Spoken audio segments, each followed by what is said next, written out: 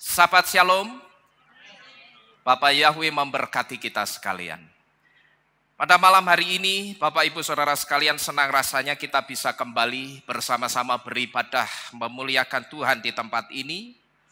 Dan kini tiba saatnya kita akan kembali bersama-sama belajar dan merenungkan firman Tuhan. Yang pada malam hari ini firman Tuhan akan berbicara tentang ketaatan yang menyelamatkan. Kalau saudara bertanya, ini berbicara tentang ketaatan soal apa, Pak? Tentunya, kalau saudara tanya ketaatan soal apa, pasti ketaatan soal Torah atau setiap perintah Bapak Yahweh. Mari kita bersama-sama membuka kitab suci kita di dalam kitab Beresit atau kitab Kejadian pasal ke-12 ayat yang pertama sampai dengan yang ketiga sebagai dasar firman Tuhan yang akan kita dengar dan kita belajar bersama-sama pada malam hari ini.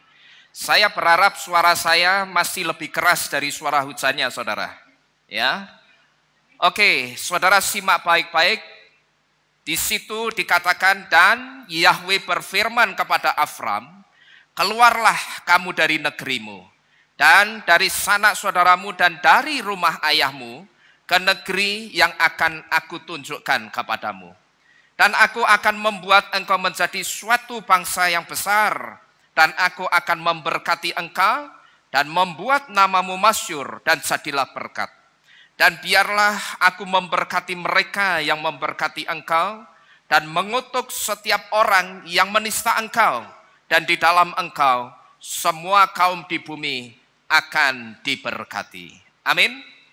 Haleluya. Kembali kita belajar dari satu tokoh fenomenal dan tokoh yang sangat besar yang bernama Abraham, saudara. Nah, Bapak Ibu Saudara sekalian, 3 ayat singkat yang kita baca ini memberi satu gambaran yang jelas kepada kita bahwa begitu luar biasanya berkat Bapak Yahweh untuk kehidupan seorang Abraham. Dan saking luar biasanya berkatnya Bapak Yahweh ini, sampai-sampai 3 agama besar yang ada di dunia ini, baik itu agama Yahudi, agama Kristen, agama Islam, bahkan agama-agama lainnya, dan iman percaya lainnya, mereka semua tidak ada yang tidak mengakui berkatnya Abraham ini, saudara. 3 agama besar yang utama, agama Yahudi, agama Kristen, dan agama Islam, mereka sangat mengakui berkat yang diterima oleh Abraham ini. Bahkan sampai dengan hari ini, saya katakan tidak ada berkat materi yang diterima oleh manusia manapun yang besarnya itu sama dengan berkatnya Abraham. Tidak ada, saudara. Katakanlah ada orang yang mendapatkan warisan 1000 triliun sekalipun. Tetap saya katakan, tidak ada berkat materi yang diterima oleh manusia manapun yang besarnya itu sama dengan yang diterima Abraham. Karena apa? Berkatnya Bapak Yahweh ketika Abraham suruh ngitung, itu suruh lihat kemana? Disuruh lihat ke langit dan lihat kemana? Laut. Di langit suruh ngapain Abraham? Coba kamu hitung itu. Bintang-bintang yang ada di langit itu jumlahnya berapa? Sekarang saya mau tanya, saudara pernah ketemu Abraham bisa mengatakan sekian miliar Tuhan? Bintangnya ada, saudara? Tidak ada. Karena bintang yang ada di langit itu tidak bisa dihitung jumlahnya. Dan itulah berkatnya yang diterima oleh Abraham. Belum lagi, Abraham masih disuruh melihat apa? Pasir yang ada di laut. Dengan kata lain, Bapak Yahweh itu sedang ngitung, Bapak Yahweh itu sedang ngomong, berkatmu itu juga akan seperti pasir yang ada di laut. Sekarang kamu coba hitung. Berapa biji, berapa butir pasir yang ada di laut. Dan kitab suci sampai detik ini tidak pernah mencatat Abraham bisa menghitung jumlah pasir yang ada di laut. Maka tadi saya katakan saudara, sekalipun ada orang yang menerima warisan 1.000 triliun sekalipun, atau kalau 1.000 triliun kurang penggambarannya, saya sebut 1.000 triliun miliar. Tetap saya katakan, tidak ada berkat materi yang diterima manusia manapun yang besarnya sama seperti yang diterima Abraham.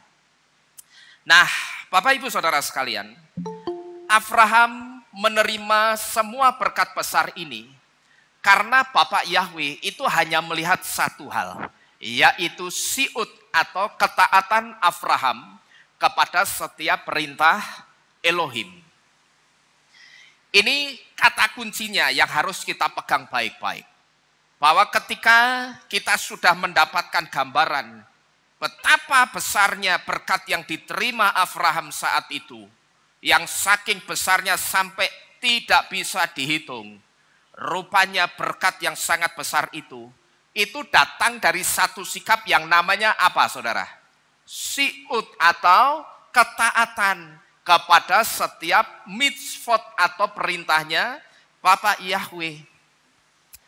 Semua yang diterima Abraham itu datang atau dimulai dari satu sikap yang dipandang Tuhan baik. Dan sikap itu namanya ketaatan. Pada waktu itu saudara, ketika Bapak Yahweh itu suruh Abraham keluar dari Ur Kasdim, asal saudara tahu, Abraham dia tidak pernah tahu, aku itu disuruh keluar dari Ur Kasdim, itu mau disuruh kemana? Abraham tidak pernah ngerti saudara. Tapi kalau kita perhatikan, Abraham itu nurut begitu saja. Abraham juga tidak pernah dicatat dia membantah Tuhan. Bahkan juga tidak dicatat Abraham itu banyak tanya sama Bapak Yahweh. Aku sebetulnya kamu suruh keluar dari tanah kelahiranku. Itu mau disuruh kemana toh Tuhan? Abraham tidak pernah dicatat bertanya atau banyak tanya sama Bapak Yahweh saudara. Bahkan ketika Abraham itu disuruh keluar, dia tidak hanya disuruh keluar seorang diri. Tidak hanya seorang dirinya sendiri, enggak saudara. Tapi dia disuruh keluar bersama-sama dengan keluarganya. Dan ketaatan Abraham dengan perintah Bapak Yahweh yang bisa saya katakan, perintahnya ini kalau kita teliti sebetulnya perintahnya ini belum jelas saudara.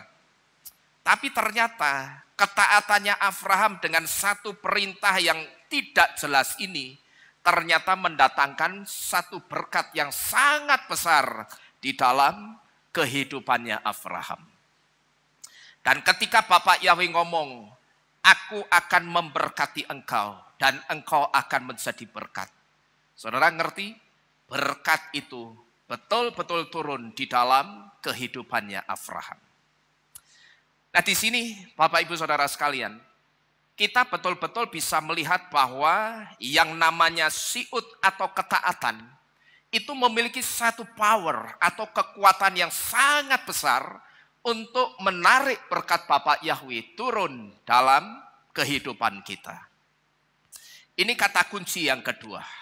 Kita mesti ngerti baik-baik bahwa yang namanya ketaatan itu punya satu kekuatan yang besar, bahkan sangat besar untuk bisa menarik berkatnya Bapak Yahweh turun dalam kehidupan kita. Dan malam ini kita akan bersama-sama belajar siut atau ketaatan seperti apa yang dimaksud, yang bisa mendatangkan penyertaan dan berkat Bapak Yahweh yang begitu besar.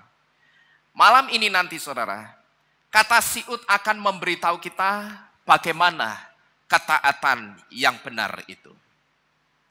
Yang pertama, siut yang ditulis dengan huruf Ibrani sadi, yod, waw, dan tau ini, atau siut yang artinya ketaatan yang ditulis dengan huruf Ibrani sadi, yod, waw, dan tau ini, pada huruf sadi yang memiliki arti something inescapable atau sesuatu yang tidak bisa dihindari, memberi satu pengertian kepada kita bahwa ketaatan adalah sesuatu yang tidak bisa ditawar dan harus ada di dalam kehidupan seseorang ketika orang itu sudah mau mendedikasikan atau mengabdikan hidupnya untuk mengiring Bapak Yahweh.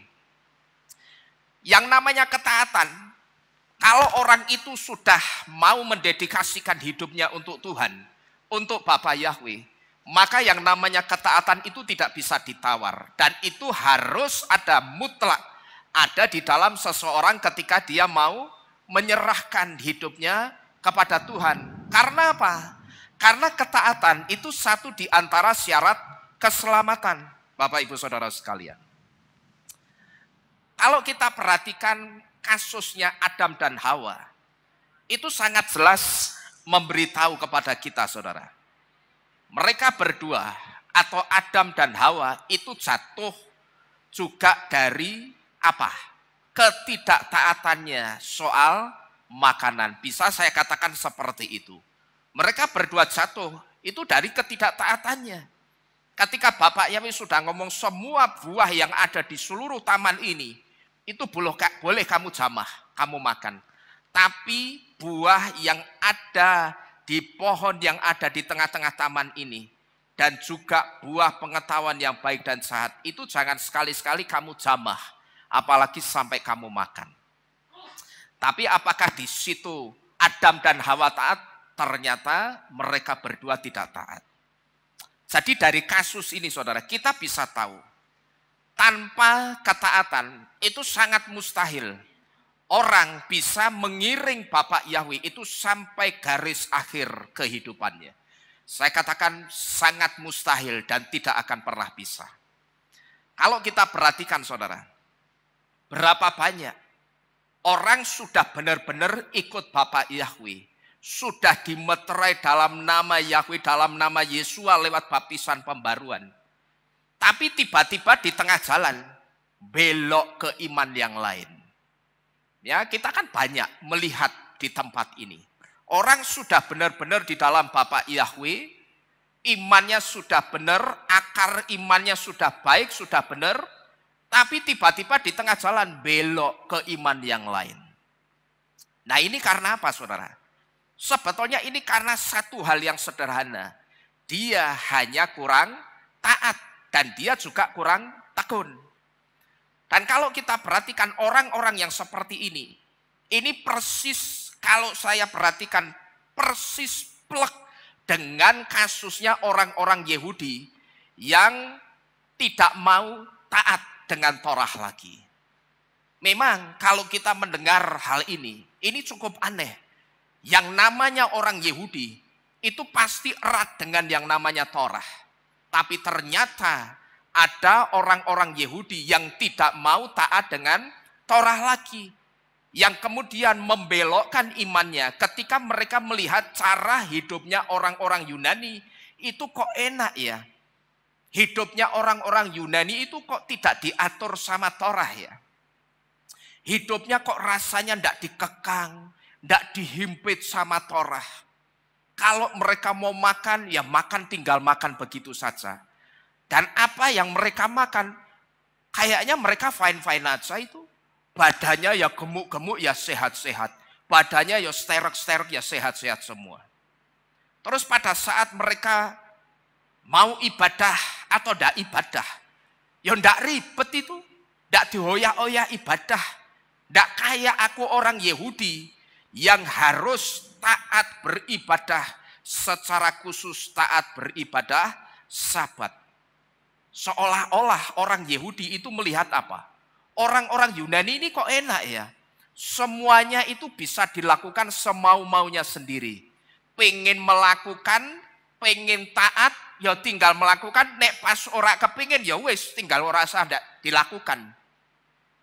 Nah di situ mulai segelintir orang-orang Yahudi ini, yang saya katakan orang-orang Yahudi yang mau mengasimilasikan imannya, rupanya pada saat itu dicatat oleh sejarah karena ketidaktaatan segelintir orang-orang Yahudi. Perhatikan kata segelintir. Segelintir itu berarti banyak atau sedikit, saudara? Cuman sedikit. Kalau dibandingkan jumlah besar orang Yahudi, Itu mungkin cuman sepertiga bahkan tidak ada. Tapi itu tetap disebut segelintir orang Yahudi. Tapi karena ulahnya segelintir orang Yahudi ini, saudara ngerti? Satu bangsa yang besar hancur kehidupannya. Kalau cuman orangnya yang hancur masih mending. Sing dadi masalah apa? Bait sucinya, tempatnya Bapak Yahweh bertata di situ juga ikut hancur. Meja persembahan yang harusnya di atasnya ada binatang anak domba, sampai diganti dengan anak babi yang disembelih dan dikorbankan di bait suci. Bayangkan. Padahal Torah sudah memberitahu, babi itu tidak kosher, tapi kenapa bisa sampai ada di atas meja persembahan? Terus dewanya orang-orang Yunani. Bagaimana dewa yang onggoannya begitu besar itu sampai bisa masuk ke dalam Beit Hamidas atau bait suci dan jagrok di dalam bait suci terus disembah sama orang-orang Yunani. Bayangkan saudara. Saudara ngerti? Pelecehan ini, pelecehan bait suci ini hanya berawal dari satu sikap segelintir orang Yahudi yang melihat hidup tidak pakai Torah itu kok enak ya. Jadi Bapak Ibu Saudara sekalian, kalau ada di antara kita yang polanya masih seperti ini, wah ibadah di Kehilat Mawar Syaron itu ketat men ya, urip kok di wangel-angel. Kan ada itu orang yang dulu ngomong begitu sama saya. Hidup aja mau ibadah kok dipersulit, ibadah kok kita dipenke, diharuskan banget, itu kenapa sih? Nek cuman ibadahnya masih mending, mangan we diatur, ndak boleh makan sembarangan. Ya toh? Kalau ada di antara kita yang sudah percaya Bapak Yahweh, tapi pola iman kita masih seperti ini, saudara-saudara sekalian, itu warning buat saudara, hati-hati. Ingat baik-baik kasusnya orang Yahudi. Bagaimana ketika mereka mengasimilasikan imannya, mereka baurkan imannya dengan imannya orang-orang Yahudi. Saat itu yang hancur hidupnya tidak hanya segelintir orang ini tadi, tidak hanya satu orang, tapi satu bangsa yang besar itu juga ikut hancur kehidupannya. Dan mohon maaf, saya harus mengatakan juga, ini kesaksian fakta nyata. Saya perhatikan orang yang tadinya sudah benar menyembah Bapak Yahweh, terus belok imannya gara-gara Torah. Saya perhatikan kehidupannya itu juga saya lihat dalam tanda kutip hancur, saudara. Ya, saya melihat sendiri orang-orang ini. Bagaimana ketika mereka meterainya sudah benar, ternyata mereka kesandung di soal Torah. Saya perhatikan hidupnya acak-acakan, hidupnya amburadul, tidak sama seperti ketika dulu mereka itu awal mula di dalam Bapak Yahweh. Nah rupanya selidik demi selidik, ternyata saya mendapatkan informasi. Orang-orang ini ternyata hanya mau nunut selamat. Karena apa? Mereka berpikir, Wahyu 14 ayat 1 memberitahu, orang yang diselamatkan nanti ketika Yesus datang, itu hanya yang di dahinya ada nama Yahweh. Nah orang berpikir, ya wis, kalau begitu aku tak baptis pembaruan supaya di batukku itu ada nama Yahweh. Tapi ternyata seiring berjalannya waktu, yang namanya, mohon maaf, kebusukan itu tidak bisa disembunyikan. Kebusukannya apa? Niatnya tidak baik, niatnya busuk. Dia hanya mau nunut selamat dari baptis pembaruan pakai nama Yahweh. Tapi Torahnya ternyata dia tentang mati-matian di dalam kehidupannya. Saya baru tahu, oh ternyata seperti itu. Pantas saya perhatikan kehidupannya, itu hancur lebur. Jadi Bapak Ibu Saudara sekalian, kita mesti belajar baik-baik. Betapa mengerikannya akibat dari yang namanya ketidaktaatan kepada Torah dan kepada mitzvot-mitzvotnya. Maka ketika saya memberitahu orang atau ketika saya ngajar kepada siapapun supaya orang cintailah Torah dan taatlah dengan Torah. Tapi ketika saya ngajar orangnya bantah, di situ saudara, saya tidak mau banyak debat. Di situ saya hanya akan mengatakan begini, apa yang saya ajarkan, yang saya katakan, ini mitzvot atau perintah.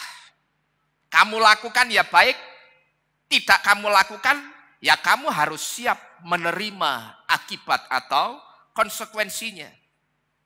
Wong namanya saja mitzvot, perintah, ya harus dilakukan. Harus dilakukan tidak kira-kira saudara? Kalau perintah, saudara punya satu mandat perintah kepada anak saudara. Nak, lakukan ini. Kira-kira itu perintah harus dilakukan tidak saudara kira-kira? Harus. Tidak dilakukan, ya harus siap menerima konsekuensinya. Sebetulnya melakukan Torah itu tidak berat, saudara. Yang bikin berat itu apa? Bayangan kita, awang-awang kita, pikiran kita. Yang berat itu sebetulnya itu pikiran kita.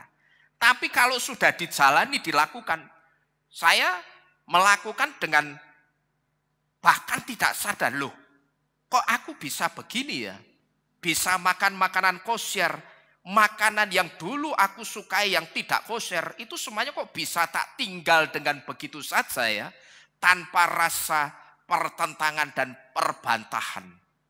Itu betul loh saudara. Saya kalau ingat-ingat, saya ingat lagi loh, sekarang kok aku sudah lama ya, ndak makan babi, ndak makan anjing, ndak makan ular, ndak makan pokok binatang-binatang yang tidak kosher.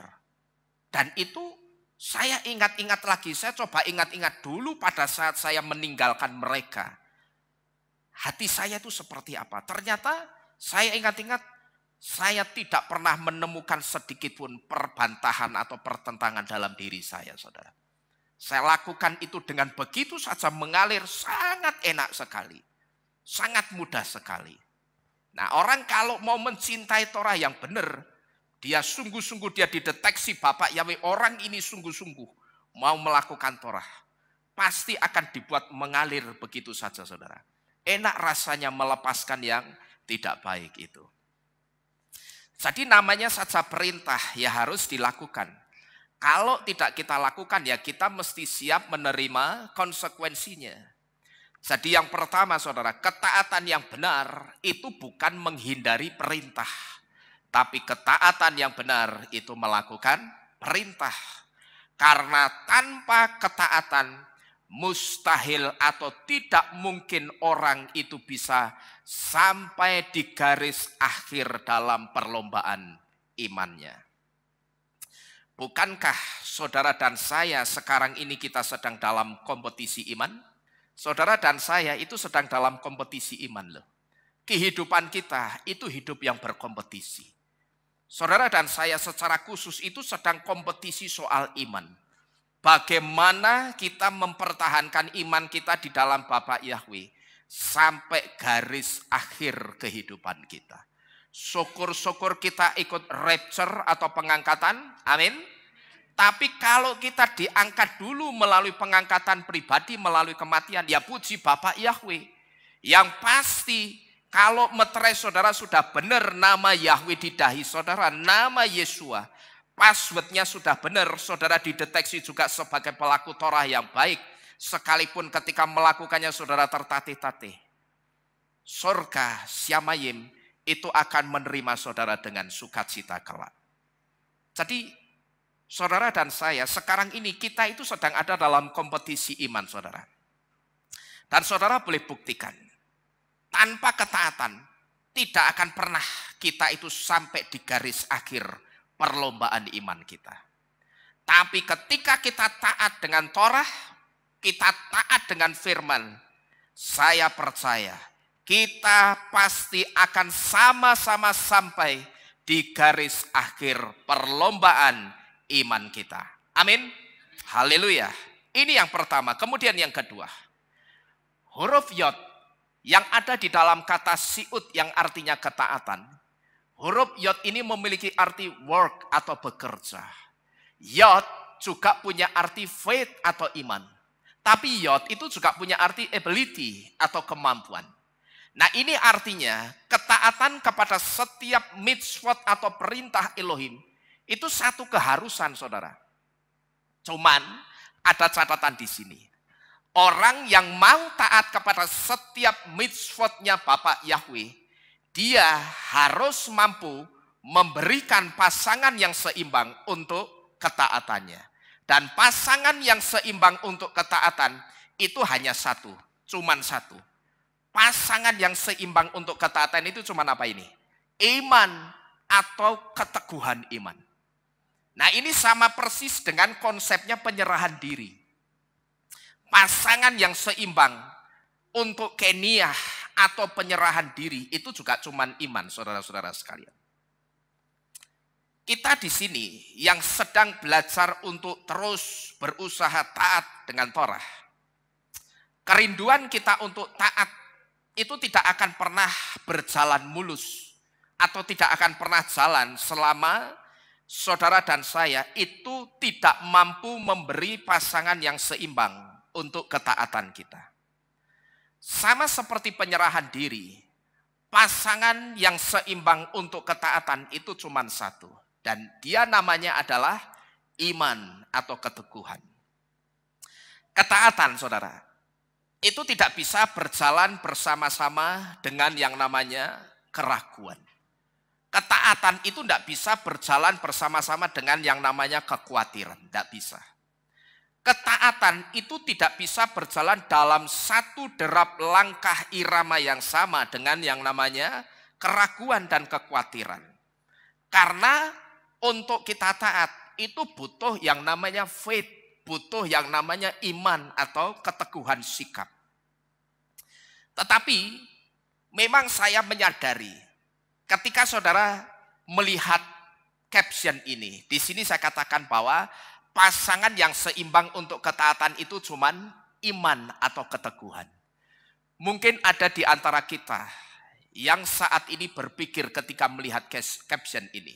Saudara mungkin berpikir begini, wah ya berat ya ternyata untuk taat itu tidak mudah. Sebetulnya saudara, saya harus mengoreksi kata-kata tidak mudah, sulit, berat, itu sebetulnya kata-kata negatif yang membuat orang itu tidak pernah bisa taat dengan Torah. Kenapa sih? Kalau diperhadapkan dengan yang baik, yang benar, disuruh taat yang benar, selalu ngomongnya apa? Wah, yo angel. Bahkan mungkin ngomongnya kayak apa? Yang kayak di video. Wah, angel iki, angel, ya toh. Tapi kalau diajak brengsek, kenapa tidak pernah mengatakan sulit? Betul saudara? Ya orang yang dijak taat selalu ngomongnya apa? Wah angel iki, berat iki, wabot iki, mumet kini sirah.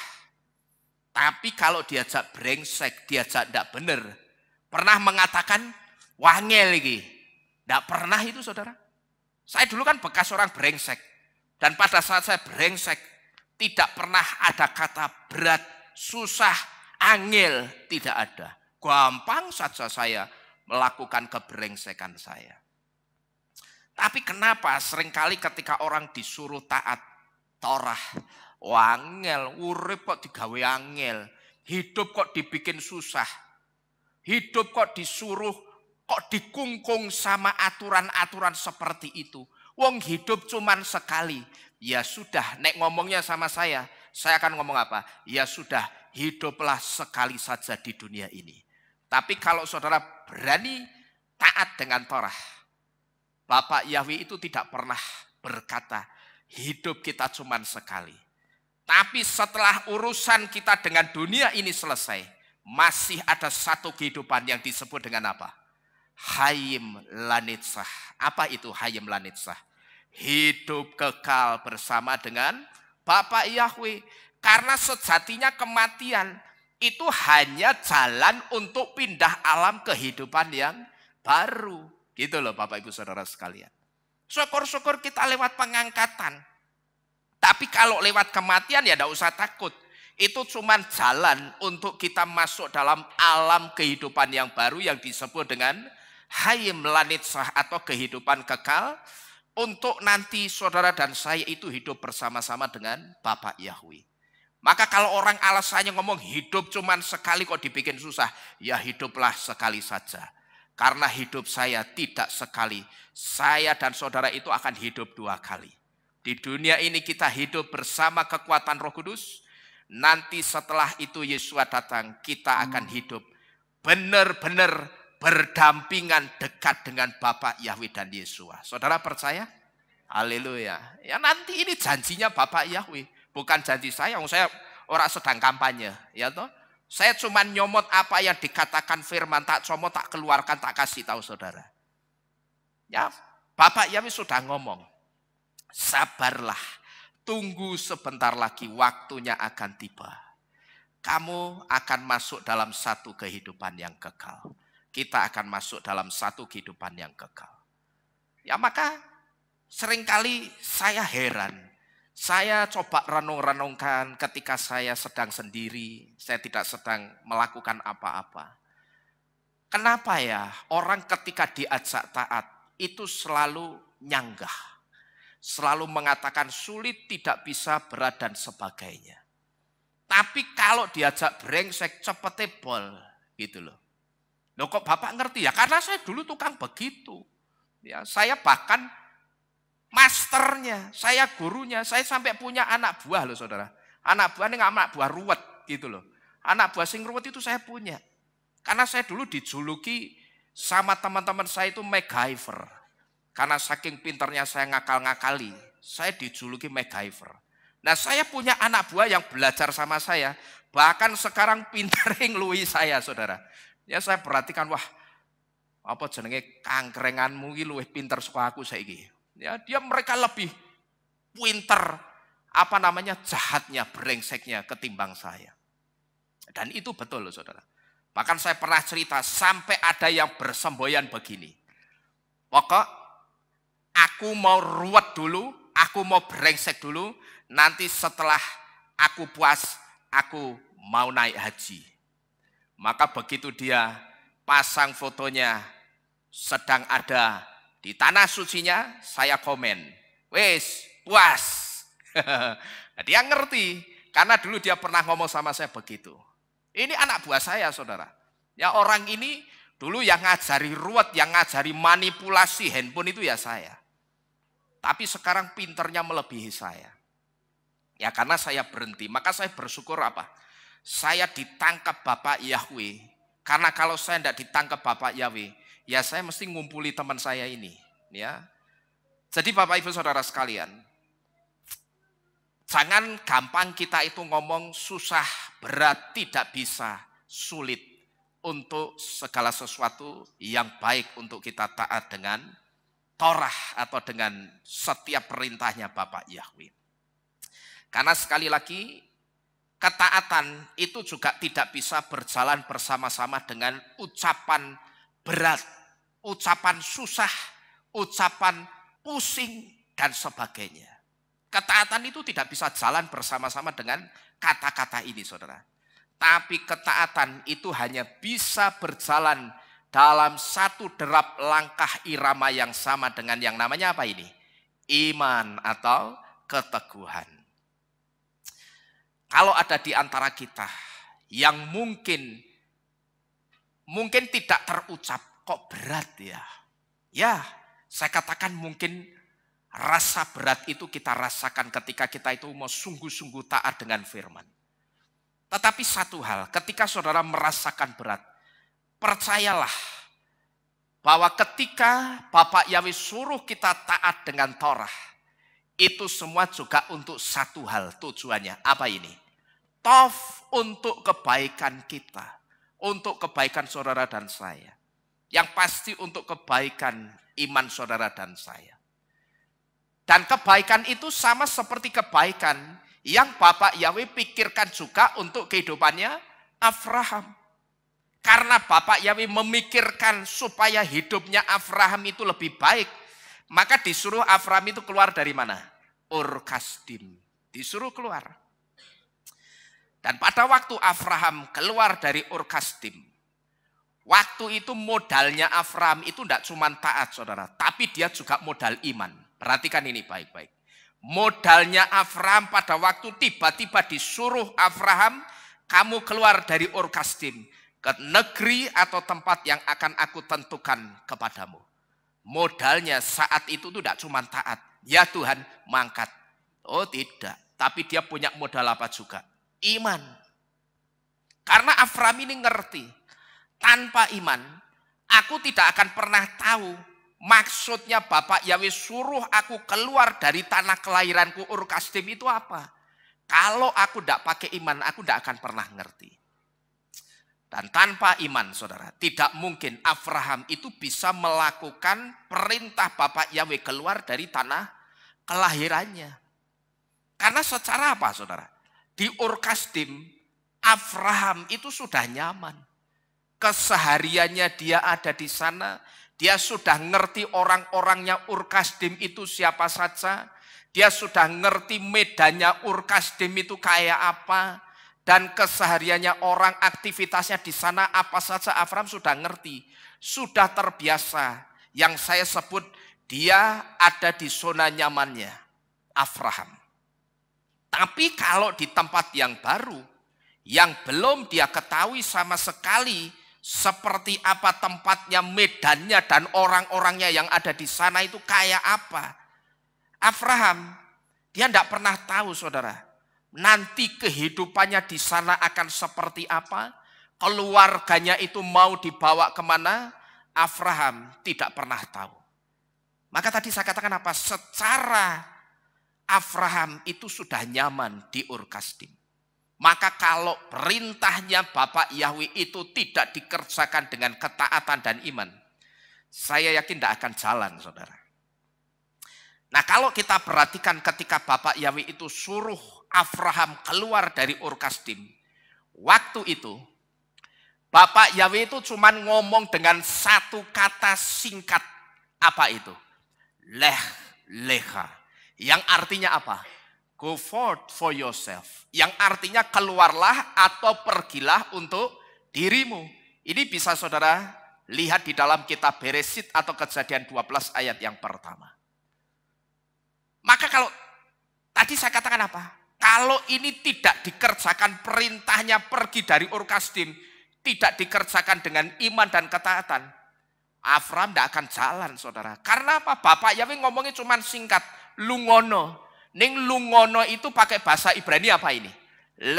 Leha. Yang artinya go forth for yourself. Keluarlah, pergilah untuk dirimu. Tapi ternyata saudara, cukup dengan satu kalimat perintah ini, Abraham paham maksudnya Bapak Yahweh. Suruh dia pergi dari Ur Kasdim. Yang pertama, ternyata maksudnya apa? Bapak Yahweh suruh Abraham pergi dari Ur Kasdim itu untuk kebaikannya Abraham. Nah, perhatikan ini baik-baik. Kata leha itu perintah untuk pergi yang memiliki makna pergilah untuk kebaikanmu. Kalau arti letter luck-nya artinya ini, go forth for yourself. Keluarlah, pergilah dari situ. Tapi kalau maknanya leha itu artinya pergilah untuk kebaikanmu, Bapak Ibu Saudara sekalian.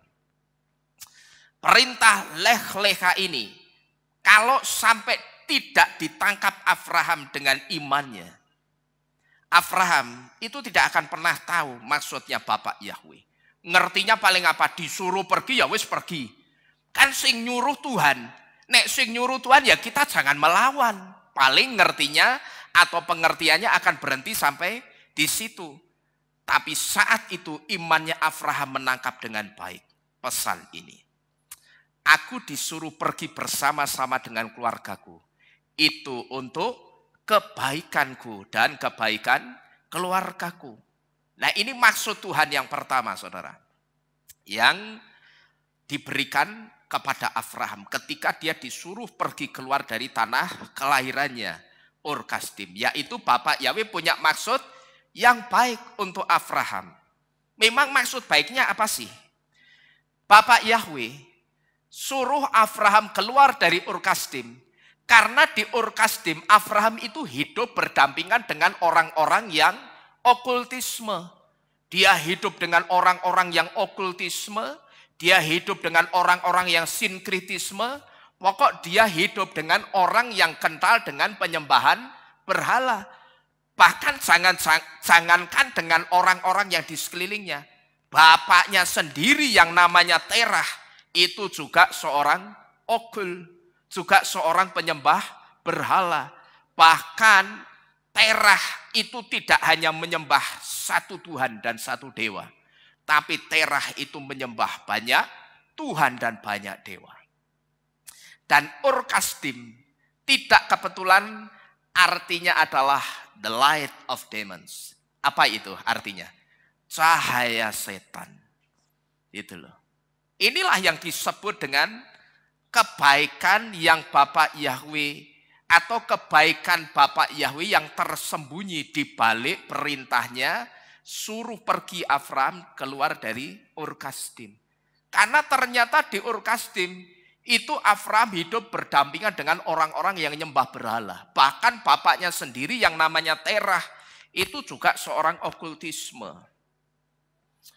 Inilah yang membuat Bapak Yahweh itu cepat-cepat suruh Abraham pergi dari Ur Kasdim. Dengan kata lain, Abraham disuruh pergi dari Ur Kasdim itu karena Ur Kasdim itu tahtanya setan. Paham saudara? Abraham disuruh gendang pergi. Karena ini untuk kebaikanmu. Karena apa? Ternyata Ur Kasdim itu tahtanya siapa? Setan. Dengan kata lain juga, sebelum Abraham itu disuruh mengemban misi besarnya Bapak Yahweh, Abraham disuruh pergi dari Ur Kasdim. Itu mau diapain sih saudara? Mau dikarantina, mau disterilkan dulu gitu loh saudara. Ya, mau disterilkan dulu, maka dia disuruh pergi dari Ur Kasdim. Karena ternyata di Ur Kasdim ini isinya mau ngopo klenik gitu loh. Isinya di Ur Kasdim itu cuma orang-orang klenik. Nah, hal ini sekaligus memberitahu kita saudara. Kalau lingkungan tempat tinggal kita seperti itu, ya kira-kira seperti tempat tinggalnya Abraham. Ya mungkin saudara mengatakan begini, tidak ada kok Pak, di tempat saya orang yang masih klenik. Zaman modern itu sudah jarang. Orang yang masih membakar dupa, kasih sajen untuk setan itu jarang. Tapi sebetulnya ketika saudara tinggal di lingkungan orang-orang yang tidak percaya Bapak Yahweh, dan lingkungan itu tidak kondusif, itu sebetulnya tidak ada bedanya dengan lingkungan penyembah berhala. Ya, kalau lingkungannya seperti itu, saudara layak untuk saudara pikirkan, untuk saudara itu pindah ke tempat yang lain. Karena tetap tidak nyaman saudara. Ya, kita yang sudah ngerti kebenaran, kita ngerti nama sesembahan kita yang lama itu bukan lagi kekasih kita. Lalu kita tinggal di dekat-dekat orang yang masih menyembah nama berhala itu. Kalau saya tidak nyaman saudara, ya saya pasti akan pikirkan bagaimana caranya supaya saya bisa pindah dari tempat itu. Karena apa? Ketika saudara pindah dari tempat itu, perhatikan ini baik-baik. Di situ pasti ada kebaikan yang akan saudara terima. Nampaknya soal hanya masalah tempat. Tapi ternyata lingkungan penyembah berhala itu efeknya, dampaknya, impactnya itu sangat mengerikan loh saudara. Dan inilah yang disebut dengan lingkungan atau komunitas itu sangat berbahaya. Maka kalau kita seringkali diberitahu, kalau kita sudah percaya Bapak Yahweh Tuhan Yesua, kita sudah beribadah kepada Bapak Yahweh dan Tuhan Yesua tok. Ya kita itu jangan sekali-kali datang ke komunitas, bahkan ikut dalam komunitas itu yang dimana komunitas itu tidak percaya Bapak Yahweh. Lalu mereka mengadakan persekutuan dan kita ikut dalam persekutuannya. Sudah tidak boleh saudara. Ya, kita sudah tidak bisa. Karena apa? Sama seperti Bapak Yahweh yang mensterilkan Abraham, iman kita itu juga harus steril. Bukan kita mau eksklusif, kita tetap membaur. kalau bukan urusan iman percaya, yang artinya yang berkaitan dengan ibadah atau persekutuan doa yang tidak menyembah Bapa Yahweh dan Yesua, ya kita jangan datang. Jangan kita mengatakan sedikit-sedikit apa? Toleransi. Hati-hati, si tole, si jiki bahaya ini. Ya, si tole sing jenenge toleransi itu bahaya. Karena kalau saudara sudah pegang si tole, si toleransi, ya sudah. Saudara akan dengan gampang ikut membaur begitu saja. Asal saudara tahu, di situ rohnya Bapak Yahweh itu sangat disakiti. Ya. Jangan saudara berpikir, saudara ikut datang ke sembarang persekutuan doa yang tidak meninggikan nama Bapak Yahweh dan Yesua. Tuhan juga senang. Saya bawa misi. Kalau bawa misi boleh, tapi jangan ikut-ikut nyanyi, jangan ikut nyembah. Kalau bawa misi benar-benar, di dalam persekutuan doa itu, jangan pernah ragu dan jangan pernah malu menyebut nama Bapak Yahweh dan Yesua. Amin. Ya, jangan pernah malu. Nek saudara malu, wah itu ngapusi. Itu namanya ya misi, tapi namanya mission impossible. Misi yang impossible itu loh. Bukan possible tapi impossible. Ngapusi Bapak Yahweh. Ya toh. Ini hati-hati juga yang remaja di sini. Saya seringkali memberitahu remaja-remaja di tempat ini. Remaja biasanya youth. Kalau di gerejanya itu tidak ada cewek atau cowok yang bisa diincar, biasanya lari kemana? Gereja sing akeh ceweke. Ya toh, yang banyak cowoknya. Karena apa? Berpikir supaya di gereja itu aku bisa dapat jodoh. Lawang dunia saja mengenal satu ungkapan, jodoh tidak akan kemana, gitu ya kan? Nek sudah jodoh kan nanti kan dikirim Bapak Yahweh sendiri. Ya hati-hati. Jangan juga seringkali saya perhatikan ini, saya sering ketemu remaja-remaja yang seringkali ngomong apa? Ya nanti Pak, saya akan coba gaet dia. Lalu setelah saya gaet dia, nanti saya akan bawa dia ke Bapak Yahweh. Yo nek kue sing gowo, nek kue sing kegowo piye? Saya tanya. Karena walau bagaimanapun seringkali biasanya perempuan itu punya senjata, biasanya perempuan yang menang, ya toh. Kalau kamu cinta sama aku, ya kamu ikut imanku. Ya, kalau aku suruh ikut imanmu, ya sorry. Jadi hati-hati. Jangan sedikit-sedikit kita mengatasnamakan misi. Karena bisa jadi misi itu akan menjadi mission impossible. Jadi yang kedua saudara, orang yang mau taat itu harus bisa memberikan pasangan yang seimbang untuk ketaatannya. Dan pasangan yang seimbang untuk ketaatan sekali lagi hanya iman atau keteguhan. Kemudian yang ketiga, berbicara tentang apakah huruf waw yang ada di dalam kata siut. Huruf waw yang ada di dalam kata siut yang memiliki arti ketaatan ini.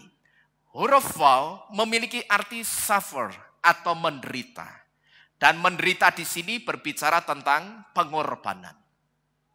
Tapi waw itu juga punya arti glory yang artinya kemuliaan.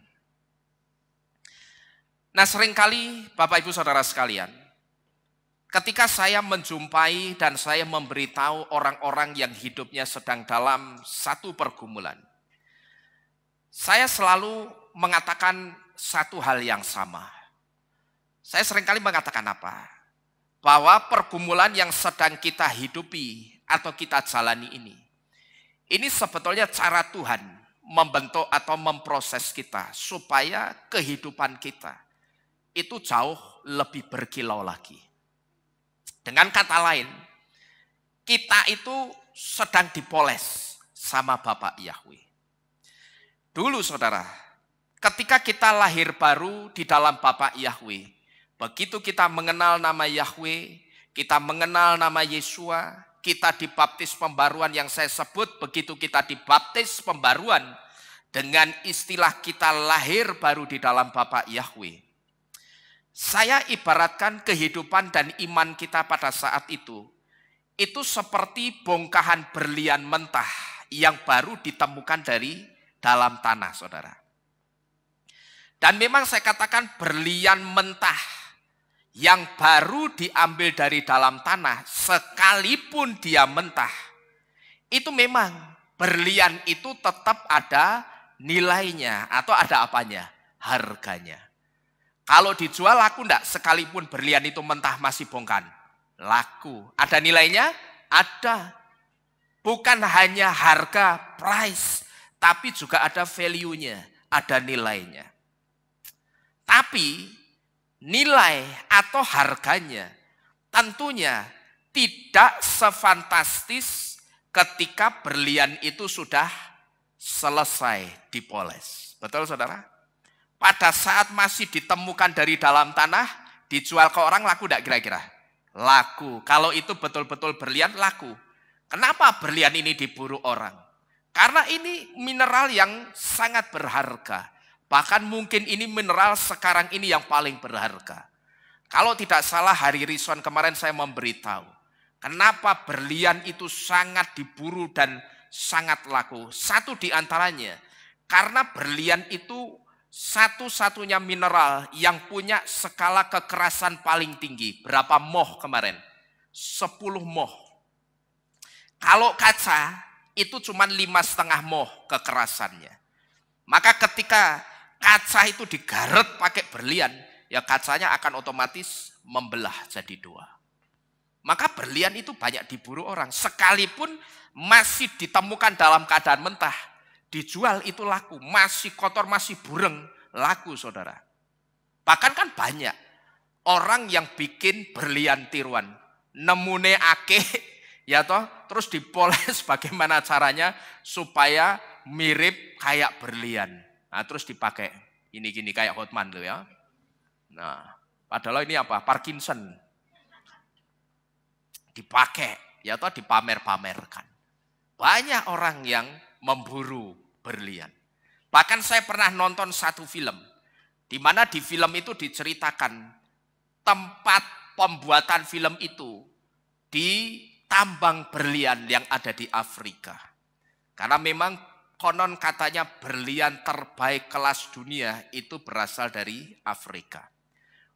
Waktu itu yang kerja rodi itu orang-orang kulit hitam.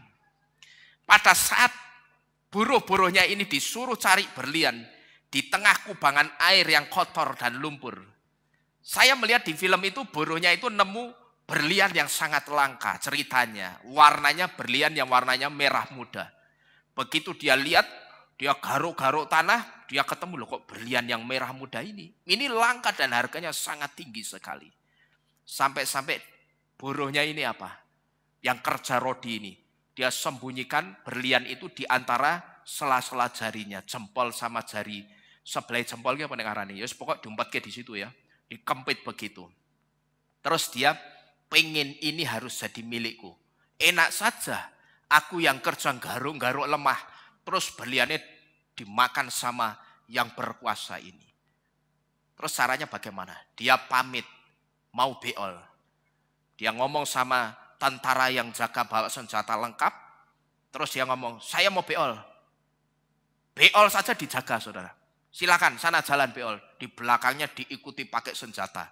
Terus begitu sudah sampai di tempatnya beol, tentaranya jaga madep ke sana. Nah pada saat tentaranya jaga, dia pura-pura buka celana, pura-pura dodok, pura beol. Di situ dia garuk-garuk lemah.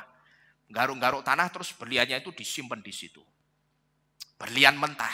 Nah ini menunjukkan kalau berlian itu sangat tinggi harganya. Tapi tetap saya katakan, sekalipun dia berlian langka, yang warnanya merah muda yang sangat jarang ditemukan, harganya tentunya tidak sefantastis ketika sudah dipoles. Dan ketika berlian itu belum dipoles, saudara, pantulan cahaya yang dihasilkan itu tidak seindah berlian yang sudah dipoles. Coba kalau saudara mungkin pernah ketemu berlian mentah, lalu saudara taruh berlian itu di satu ruangan yang gelap pekat, lalu saudara ambil senter LED, senter LED yang warna putih. Lalu saudara senteri berlian mentah itu, saudara taruh di lantai, saudara senteri. Dia akan memantulkan sinar, memantulkan cahaya. Tapi cahayanya apa? Berantakan, amburadul. Ya toh ada yang sini kena pantulan sinarnya, yang sini tidak kena. Atau kalaupun kena, cahayanya itu tidak tajam, tidak indah. Tapi coba saudara, ketika berlian itu sudah dipoles, kecil saja berlian itu. Saudara taruh di satu ruangan yang gelap.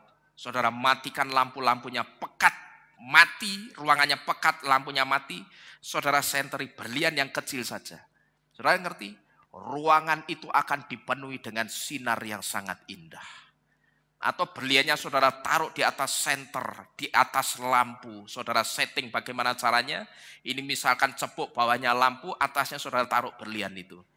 Matikan semua lampu, nyalakan satu lampu kecil, lampu LED itu saja. Saudara akan melihat ruangan yang gelap pekat itu. Seketika itu juga akan terang dan menjadi ruangan yang sangat indah. Dipenuhi dengan cahaya-cahaya yang gemerlap. Ini membuktikan kalau sudah dipoles, jadi berlian polesan yang bagus, harganya sangat fantastis dan cahayanya akan indah. Nah, berlian yang mentah atau berlian yang dipoles itu sama halnya dengan saudara dan saya. Saudara dan saya atau kita yang sedang dalam pergumulan apapun itu pergumulan saudara. Sebetulnya ketika saudara masuki pergumulan saudara, saat itu sebetulnya saudara itu sedang dipoles sama Bapak Yahweh. Tujuannya dipoles kayak berlian supaya apa tadi? Supaya kilaunya itu jadi sangat indah. Gitu loh. Memang saya katakan pada saat kita masuki pergumulan kita, yang saya sebut ketika kita dipoles, rasanya itu sakit. Bahkan tidak hanya sakit, tapi rasanya sangat sakit. Tapi sekali lagi, tujuan Bapak Yahweh poles kita tidak lain, yaitu supaya batu berlian yang adalah saudara dan saya ini semakin tinggi nilainya di hadapan Tuhan. Amin. Semakin tinggi nilai kita itu mau dibikin tinggi gitu loh. Kita itu tidak cuma mau dibikin Bapak Yahweh jadi orang yang apa ya, sama kayak orang luaran banyak di sana. Tidak saudara. Bapak Yahweh itu tidak mau seperti itu dengan kita. Bapak Yahweh itu mau buat kita itu punya yang namanya value atau nilai. Begitu kita semakin tinggi nilainya, maka kita itu tidak hanya dihargai di hadapan manusia, tapi kita juga dihargai di hadapan Tuhan, di hadapan Bapak Yahweh. Jadi memang pada saat dipoles rasanya sakit, bahkan sangat sakit. Tapi tujuannya Bapak Yahweh itu cuma satu, supaya apa? Nilai kita itu semakin tinggi nilainya. Dan yang pasti supaya apa juga? Semakin tinggi kadar kemuliaannya. Karena otomatis pada saat dipoles, yang namanya kotoran-kotoran, yang namanya tanah, kerikil-kerikil yang ada di berlian itu akan apa? Menyingkir, hilang. Otomatis kalau berlian itu sudah dipoles jadi berlian murni, yang tidak ada debu, tanah, kerikilnya. Kadar kemuliaannya naik enggak saudara? Naik. Kira-kira seperti itulah Bapak Yahweh itu tujuan membawa kita masuk dalam satu pergumulan. Saya ingat-ingat ini saudara, pesan ini pernah disampaikan kepada saya. Di awal-awal saya melayani masuk dalam penggembalaan full time. Yang saya rasakan pada waktu itu secara manusia saya sangat berat. Begitu saya masuk dalam pelayanan full time sebagai gembala. Kalau dulu kan saya masih pelayanan musik sambil saya kerja. Sambil saya bisnis. Tapi begitu masuk dalam pelayanan full time, saya rasakan betul. Rasanya itu tidak mudah. Rasanya mungkin yang saudara bahasakan dengan istilah berat. Itulah yang saya rasakan. Tetapi pada waktu itu ada seseorang yang memberitahu saya begini. Sabar ya, kamu sedang dipoles sama Bapak Yahweh. Karena apa? kamu mau dibikin Bapak Yahweh itu semakin berkilau. Kamu mau dibikin kadar kemuliaanmu itu mau dinaikkan sama Bapak Yahweh. Sabar, jadi sabar saja. Ikuti prosesnya, minta kekuatan Roh Kudus, ikuti proses itu dan nikmati saja prosesnya. Nanti endingnya pasti sangat indah. Jadi kalau mungkin ada di antara kita, saya kan sering ketemu banyak orang, saudara. Yang rata-rata orang yang ketemu saya, itu saya perhatikan 80% hidup dalam satu pergumulan. Yang seringkali menceritakan tentang kehidupannya. Pak, saya dulu itu hidup saya berkelimpahan. Saya berkelimpahan harta, apapun yang saya inginkan, itu tidak ada yang tidak tercapai, apapun itu. Tetapi sekarang jujur saja saya mesti prihatin, Pak. Nah di situ biasanya saya memberitahu dengan satu nasihat yang sama. Sabar ya dengan yang disampaikan saya dulu, saudara. Karena sekarang ini sebetulnya kamu sedang dipoles sama Bapak Yahweh. Bahkan saya ingat, pernah ada orang yang cerita sama saya begini. Pak, kenapa ya? Dulu pada saat saya belum di dalam Bapak Yahweh. Yang dia juga nyebut begini, saya belum di dalam kebenaran. Hidup saya itu fine-fine saja loh Pak. Saya bisnisnya mau segede apapun proyeknya, mesti deal. Tapi kenapa Pak? Begitu sekarang saya masuk dalam kebenaran Bapak Yahweh. Bapak ngerti? Belum lama ini terjadi, ini buktinya Pak. Cek ini saya tunjukkan Bapak. Saya sekarang ini pekerjaannya membantu orang mencarikan dana. Dan beberapa waktu yang lalu sudah hampir goal. Dari pihak bank sudah ACC sekian ratus miliar dan saya dan teman saya pasti mendapatkan komisi sekian miliar. Kira-kira komisinya pada waktu itu satu orang sekitar 1/4 M. 2 orang berarti 2,5 M. Ini buktinya Pak, cek ini. Saya tunjukkan Bapak. Saya memang lihat, saya baca, dan saya pastikan ini benar. Tapi Pak, Bapak ngerti, hari Senin cek ini cair. Hari Sabtu Pak, saya ketemu dengan orangnya. Makan di satu restoran. Setelah makan kami sedikit ngobrol, lalu di situ pembicaraan obrolan kami ini di-cut dengan orang yang carikan dana ini. Dia ngomong sama saya begini, Bu, saya mengucapkan terima kasih karena Ibu sudah membantu saya mencarikan dana ini untuk proyek saya.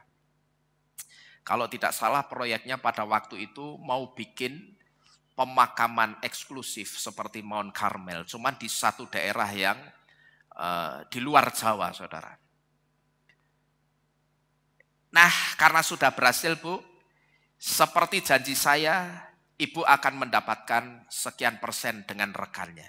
Nah ini ada 2 cek saya serahkan ke Ibu, yang satu untuk Ibu, saya titip satunya untuk rekan Ibu yang juga membantu.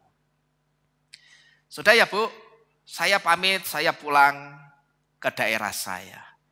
Bisa enggak saya minta tolong diantarkan ke bandara? Oh iya bisa Pak. Nanti kita sama-sama, saya turun rumah karena searah dengan bandara. Bapak silakan lanjut dengan sopir saya. Nanti saya akan turun di rumah dulu karena saya ada acara lagi.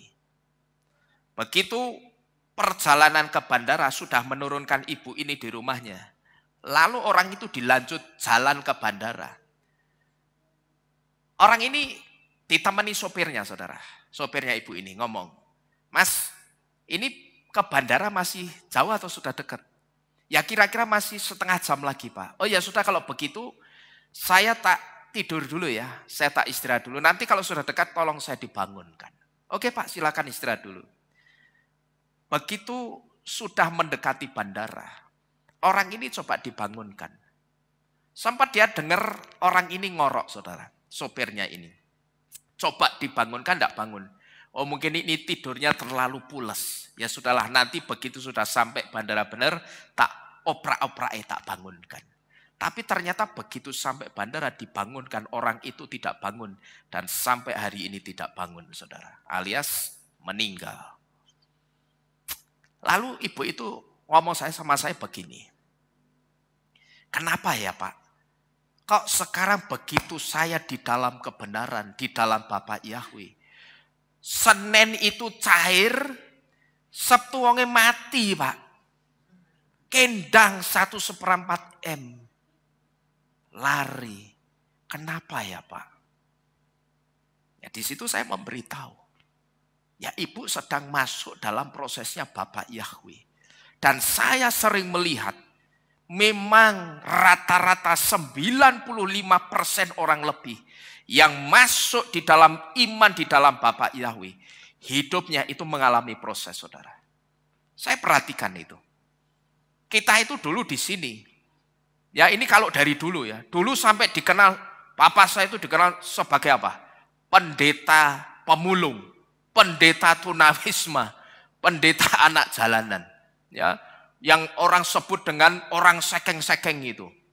Sampai punya julukan seperti itu. Artinya orang-orang yang dengan pergumulan-pergumulan. Sampai pernah nyeletuk guyon begini. Bapak Yahweh iki ra ono jemaat sing rada melek sithik apa piye to? Iki jemaat apa modele ngene kabeh. Ya. Jemaat sing bukan nek wayahe persembahan ngasih persembahan nanti begitu bar ibadah. Pak Heri. Nah, begini, tangannya sudah begini. Nek sudah diusap-usap begini, saya mau minjam duit. Nah, itu sudah bisa dititeni. Sampai suatu saat papa saya itu nyeletuk. Tuhan, kiraan apa jemaat sing modeli yo ket biyen dipasrai jemaat kayak ngene. Ya toh, bukannya ngasih berkat malah apa? Minta duit. Kalau ndak minta duit utang. Nek utang balik masih mending bablas angine. Ya ndak pernah kelihatan lagi. Saya perhatikan di sini sepertinya ini tempat orang yang sedang diproses semua saudara. Ya, saya tidak mengatakan saudara bermasalah semua enggak ya. Tapi kita sedang masuk dalam prosesnya Bapak Yahweh. Tapi ketahuilah satu hal. Prosesnya Bapak Yahweh itu sangat baik untuk saudara dan saya. Amin. Kita lihat siapa tadi yang pertama. Satu tokoh yang namanya siapa? Abraham. Dia di Ur Kasdim itu sudah enak. Sudah ngerti kesehariannya orang Ur Kasdim kayak apa. Itu enak. Wis ora bingung gitu loh. Dia misalkan hari ini tidak punya uang buat makan. Tinggal ngomong lari ke tetangga sebelahnya. Masak apa? Aku jaluk, aku ora masak iki. Gampang. Tapi di negeri yang baru. Yang saya sebut dengan negeri antah berantah. Yang dia tidak tahu sebelumnya. Di mana tempatnya, nama daerahnya apa, orang-orangnya seperti apa.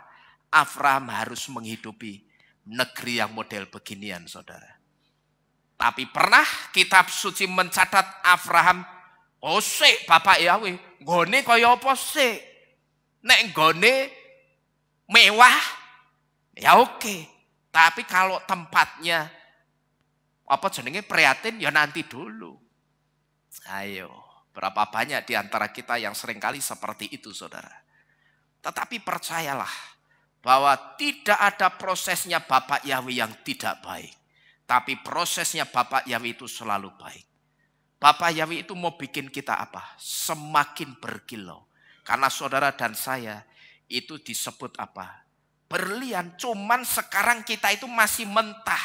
Nah, kita sekarang sedang di apa? Di gerinda. Sakit enggak kira-kira di gerinda itu? Sakit. Molesnya berlian kan pakai gerinda. Dan itu membutuhkan waktu berjam-jam. Yang adalah simbol atau gambaran lamanya waktu pergumulan kita. Tapi apakah berlian yang diproses itu dia mencak-mencak, mencelat rono, mencelat rini, berontak? Tidak, saudara. Abraham juga begitu pada saat diproses. Dia tidak pernah meninggalkan Bapak Yahweh. Dia tidak pernah lupa mengorbankan korban persembahan untuk Bapak Yahweh. Dan dia tidak pernah meninggalkan ibadah. Tapi berapa banyak di antara kita yang baru diperhadapkan dengan kesulitan sedikit, tidak kerja, tidak punya uang, lalu tidak ibadah. Ayo, berapa banyak di antara kita yang masih seperti itu. Saya sebut orang-orang seperti ini berarti dia tidak sabar dengan prosesnya Bapak Yahweh. Padahal nanti kalau jadi, wah itu dahsyat saudara-saudara sekalian. Seringkali cuman banyak orang apa? Melihat orang sukses, aku kok pengen seperti dia. Tapi tidak pernah mau mengikuti apanya? Prosesnya. Pengennya apa? Langsung kaya. Tukuno ji samsu. Ya toh nanti begitu beli ji samsu, metu jine. Nah terus nanti pada saat jinnya ngomong, ku beri satu permintaan, ngomong. Ya, sisan. Ya dirangkum, disingkat. Saya pengen kaya istri banyak. Ngono toh ngomongnya sing cepet. Ya, kaya raya istri banyak. Langsung terkabul. Tapi ingat, jine rung bar ngomong. Ya, tumbalnya apa? Nyawa. Ayo mau saudara? Tapi nek Bapak Yahweh itu tidak minta tumbal apa-apa. Dia cuma minta apa? Ketaatan, ketekunan, dan kesetiaan kita. Pada saat diproses, ikuti prosesnya Bapak Yahweh. Tidak usah bantah, tidak usah banyak tanya berapa lama. Hari Rison kemarin saya memberitahu. Kalau saudara tanya berapa lama, boleh saudara buktikan Bapak Yahweh mesti diem, tidak akan jawab. Ya kakean cincong gue. Ya tinggal melaku gue, hidupi. Kayak siapa? Nuh gitu loh. Bapak Yahweh bangun bahtera segede ini. Ning dhuwur gunung. Banyu nenti ketemu pirang perkara. Apa Nuh ngomong begitu? Tidak. Nah ini gedenya segini Tuhan. Berapa lama? Tidak. Kitab suci tidak pernah mencatat Nuh banyak tanya. Tapi dia kerjakan dan ngerti-ngerti selesainya berapa tahun? 5 tahun saudara. 5 tahun nek bangun diwangi masih mending. Ya toh, 5 tahun selama bangun diapain? Yang pertama diketawain. Goblok penuh. Gawe kapal kok ning dhuwur gunung. Banyu sekonti, ketemu pirang perkara. Kan begitu. Yang kedua masih dianggap apa? Gila. Tapi ternyata gilanya Nuh itu membawa keselamatan atas jiwanya. Jadi Bapak Ibu Saudara sekalian, ingat baik-baik, saudara dan saya itu berlian-berliannya Bapak Yahweh. Amin. Kita sama-sama sedang diproses, tidak cuma saudara. Saya pun melalui pergumulan rumah Tuhan di tempat ini juga sedang diproses. Cuman saya minta Bapak Yahweh bawa masuk saya dalam prosesmu. Buat saya bisa menikmati, tolong saya karena kekuatan saya. Amannya saya itu cuma di tangan Bapak Yahweh. Katakan seperti itu. Bawa saya masuk dalam prosesmu karena aku percaya prosesmu itu sangat baik untuk imanku, untuk kehidupanku. Aku percaya keluar dari proses ini aku akan jadi berlian yang memiliki satu value atau nilai yang sangat tinggi dengan kadar kemuliaan yang sangat tinggi. Amin. Bisa saudara ngomong begitu? Amin. Waduh, ada yang amin ya, amin. Sih, nek bar kita amin ke dadi. Kan katanya amin itu kan yehi rotson. Jadi piye Pak? Ya sudah ikuti saja. Ya toh. Dani tadi berani mengaminkan enggak? Sedang diproses. Ya toh, ditolak sana tolak sini. Percayalah itu prosesnya Bapak Yahweh. Karena Bapak Yahweh mau mendatangkan bidadari dari surga langsung. Ya toh? Nah ya benar enggak? Jadi jangan takut. Sayangnya kemarin Rison kamu enggak datang. Itu jane pas buat kamu gitu loh. Ya toh? Pernah enggak kamu ditolak cintanya? Sering. Ya kemarin Rison kan kita diberitahu pada saat kita ditolak cintanya.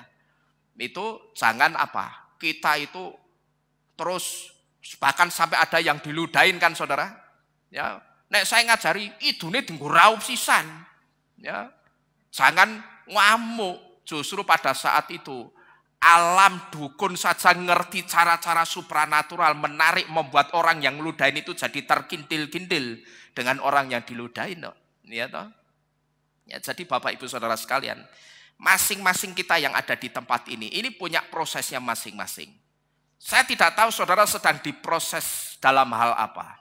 Saya tidak tahu, tapi satu hal yang saya tahu, kita bersama-sama belajar dari Abraham. Bahwa hasil akhirnya pasti baik dan mulia. Amin. Saudara lihat Abraham benar enggak? keturunannya seperti bintang di laut dan pasir, bintang di langit, pasir di laut. Benar terjadi enggak saudara? Benar-benar terjadi. Ya, toh?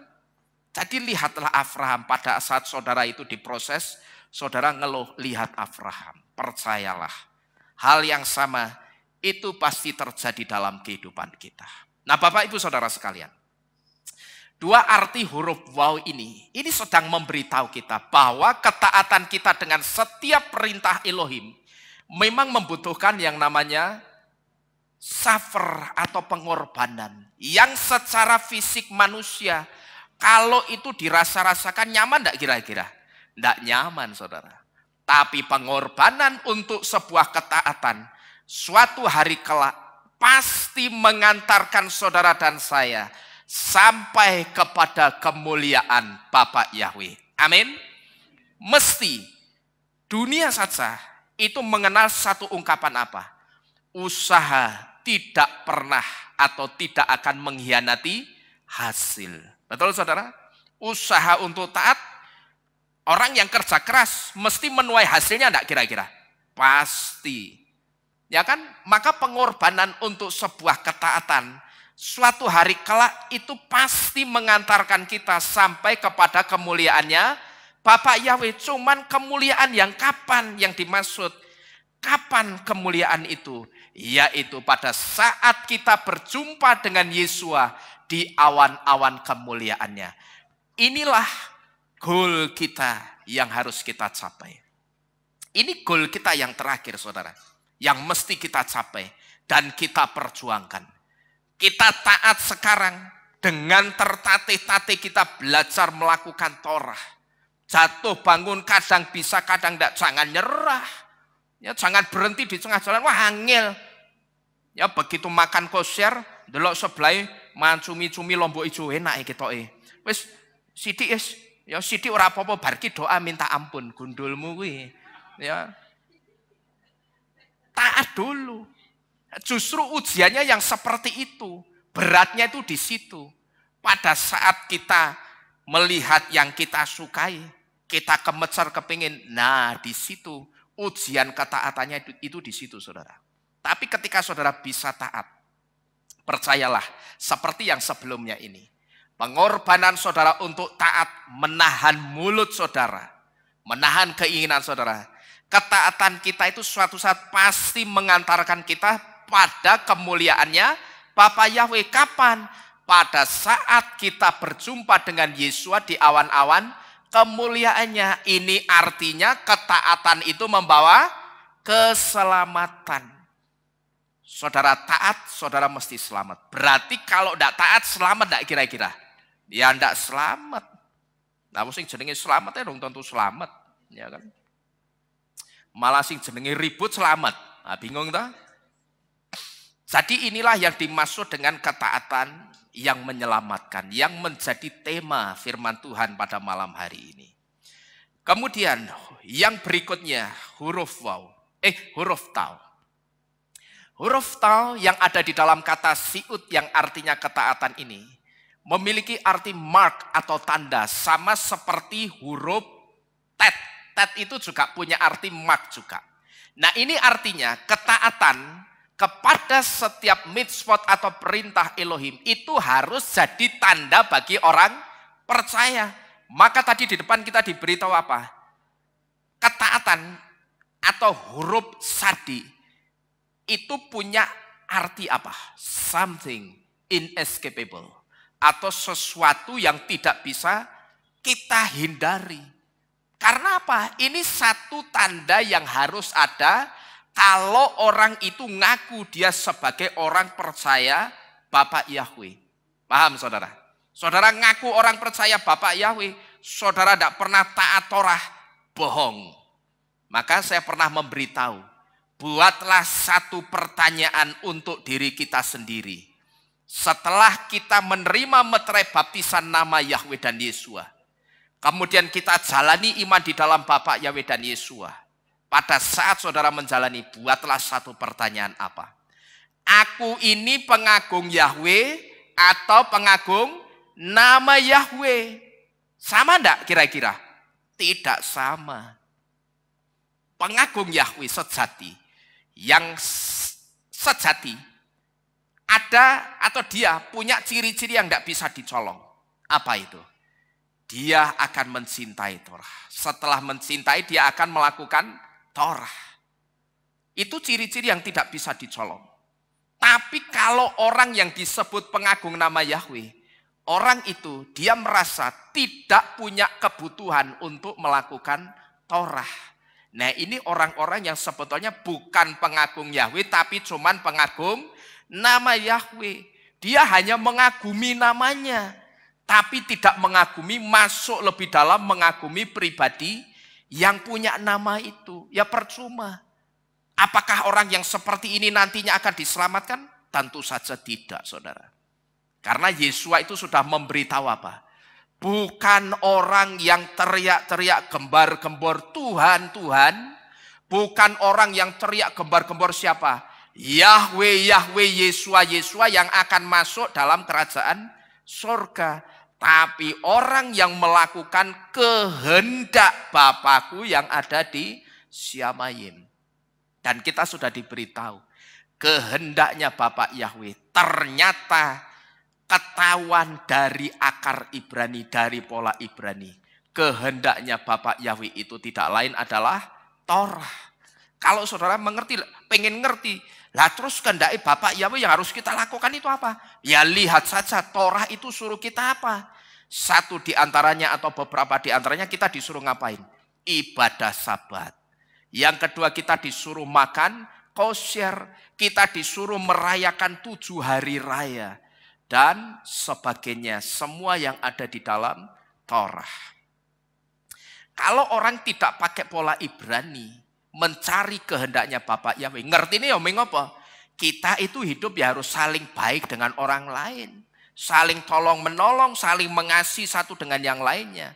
Pengertiannya saya perhatikan berhenti buntu sampai di situ. Ini tidak beda dengan orang yang tidak pernah belajar akar Ibrani. Ngertinya mengapa? Firman itu ngertinya apa? Musa, Harun, Abraham, Samuel, Yohanes, Yakobus, Wahyu, wes bar. Tapi saya perhatikan tidak pernah ngerti kenapa ketika Yesua itu melarang kita khawatir itu ada apa? Jawabannya paling banter itu apa? Kenapa kok orang tidak boleh khawatir? Yang pertama ya karena Yesua melarang khawatir. Terus yang kedua apa? Karena kata Yesua, nek khawatir itu apa nambahi umur kita 1 hasta saja. Wis terjemahnya keliru. Ya toh? Terus Yesua juga ngomong, kita tidak boleh khawatir wong burung di udara yang tidak nandur, tidak nanam saja. Dia bisa makan. Kenapa kita mesti khawatir? Saya perhatikan, pengertiannya hanya berhenti di 3 hal ini, saudara. Tidak pernah sampai ngerti yang dalam kenapa Yesua melarang kita khawatir. Ya, tapi saya tidak akan jelaskan panjang lebar karena nanti jadi perkepanjangan, saudara. Jadi Bapak Ibu Saudara sekalian, kalau ketaatan itu tandanya orang percaya Bapak Yahweh, berarti orang yang tidak percaya Torah, bisa ndak orang itu disebut sebagai orang percayanya Bapak Yahweh? Kira-kira bisa ndak? Orang kalau, ini kan kita diberitahu, ketaatan itu tandanya orang percaya Bapak Yahweh. Dan kita sudah dikasih tahu taat yang dimaksud di sini ini taat soal apa? Mitzvot, melakukan Torah satu di antaranya. Berarti kalau orang itu tidak melakukan Torah, bisa ndak orang itu disebut orang percayanya Bapak Yahweh? Tidak bisa. Dia mau ngaku-ngaku kayak apapun. Aku orang percaya Bapak Yahweh, aku pengagung Yahweh. Nanti akan dibuktikan dengan sikapnya sendiri terhadap Torah. Penerimaannya dengan Torah itu bagaimana? Lalu kecintaan dan bagaimana cara dia melakukan Torah itu akan kelihatan, saudara. Nah, Bapak Ibu Saudara sekalian, kalau kita perhatikan baik-baik dari awal sampai akhir ini, kalau saudara perhatikan baik-baik dari arti-arti setiap huruf Ibrani yang menyusun kata siut yang artinya ketaatan, yang adalah 4 huruf Ibrani, Sadi, Yod, Waw, dan Tau. Kalau saudara perhatikan dari awal tadi dengan baik-baik, arti 4 huruf Ibrani ini mengarahnya ke satu hal, saudara. Mengarahnya itu hanya ke satu hal. Soal apa, coba? Tidak lain adalah soal keselamatan. Betul, saudara? Kalau saudara perhatikan dari awal, dari sejak huruf sadi, lalu penerangan huruf yod, lalu huruf waw, dan yang terakhir huruf tau. Kalau saudara perhatikan baik-baik, 4 huruf Ibrani ini mengarahnya hanya ke satu hal, yaitu soal keselamatan. Berarti kalau 4 huruf Ibrani ini arahnya satu soal keselamatan, ini jelas memberitahu kita untuk kita bisa selamat nantinya, itu tidak lain hanya dengan ketaatan kita dengan setiap mitzvot atau perintahnya Bapak Yahweh di dalam Torah. Baik itu perintah yang sudah ditulis di dalam kitab tanah, Torah, Nevi'im, Ketuvim, maupun mitzvot atau perintah yang ditulis di dalam Besorah atau orang sebut dengan Injil, atau orang sebut juga dengan sebutan Hafrit Hakadasa atau Brit Kadasa, atau yang biasa disebut dengan Perjanjian Baru. Jadi Bapak Ibu Saudara sekalian, malam ini satu pesan untuk kita semua. Kita tidak taat, kita akan menerima dan pasti menerima konsekuensi atau akibatnya. Ini yang tidak bisa kita pungkiri, tidak bisa kita hindari. Kita tidak taat dengan Torah, kita pasti menerima punishment-nya, konsekuensinya atau akibatnya.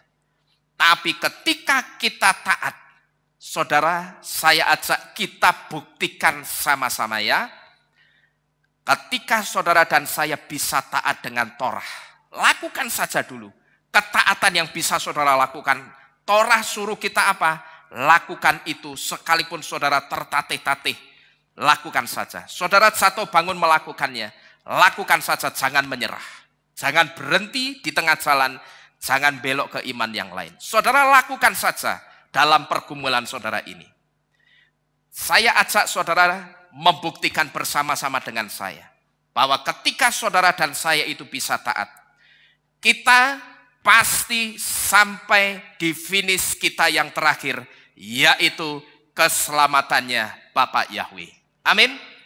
Saudara buktikan apa yang saudara dengar malam ini. Saudara taat, kita taat, saya jamin kita pasti sampai di keselamatan kita yang terakhir. Yang menjamin bahkan bukan saya, tapi kitab suci menjamin bahwa ketika kita taat, kita pasti sampai di finish terakhir kita, yaitu keselamatannya Bapak Yahweh. Amin Bapak Ibu. Haleluya. Amin. Bapak Yahweh memberkati kita sekalian. Mari kita bersama-sama tunduk di dalam doa kita. Dan kita akan menengadahkan tangan kita bersama-sama dengan sungguh-sungguh.